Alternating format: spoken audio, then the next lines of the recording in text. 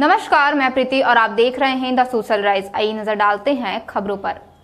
Hamas और Israel जंग के बीच अब बात आ रही है देश के युद्ध विराम की। क्या इजराइल युद्ध विराम के लिए तैयार होगा? इस वीडियो में आपको बताएंगे इजरायली पीएम ने क्या कहा। इजराइल के पीएम बेंजामिन नेतन्याहू ने साफ कहा है कि उनका देश युद्ध विराम के लिए राजी नहीं होगा।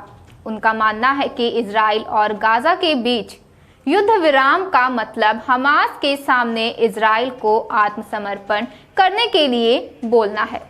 एक प्रेस वार्ता को संबोधित करते हुए नेतन्याहू ने कहा, मैं युद्ध विराम के बारे में इजराइल का रुख साफ करना चाहता हूं। जैसे पर्ल हार्बर पर बमबारी या 9/11 के आतंकवादी हमले के बाद अमेरिका युद्ध विराम के लिए राजी नहीं होता। 7 अक्टूबर के भयानक हमलों के बाद इजराइल हमास के साथ युद्ध विराम के लिए राजी नहीं होगा। युद्ध विराम को लेकर प्रधानमंत्री नेतन्याहू आगे बोले, युद्ध विराम के लिए बोलने का मतलब है इजराइल को हमास के आतंकवाद के बर्बरता के सामने आत्मसमर्पण करने के लिए बोलना। ये कभी नहीं होगा। बाइबल कहती है कि शांति का समय होता है और युद्ध का भी। ये युद्ध का समय है, हमारे साझा भविष्य के लिए युद्ध है।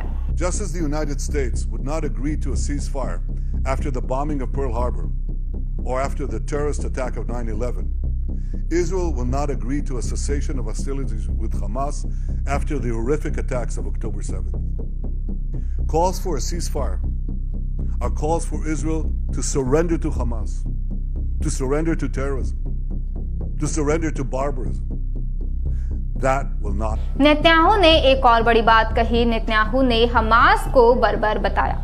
उन्होंने कहा, 7 अक्टूबर को हमास के हमले हमें याद दिलाते हैं कि जब तक हम यानी सभ्य दुनिया बर्बर लोगों से लड़ने के लिए तैयार नहीं होगी, हम बेहतर भविष्य की ओर नहीं बढ़ पाएंगे। ये साफ है कि बर्बर लोग हमसे लड़ने के लिए तैयार हैं। वहीं फिलिस्तीनी शरणार्थियों के लिए संयुक्त राष्ट्र एजेंसी के प्रमुख ने संयुक्त राष्ट्र की एक आपात बैठक की, जिसमें कहा कि तत्काल संघर्ष विराम लाखों लोगों के लिए जीवन और मृत्यु का मामला बन गया है।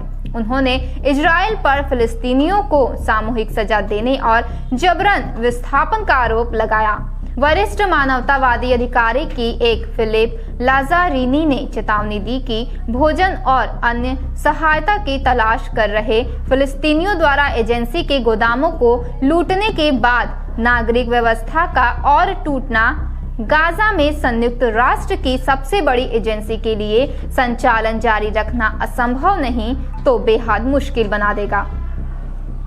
ऐसे ही लेटेस्ट खबरों को देखने के लिए बने रहे हमारे साथ और देखते रहें द सोशल राइज।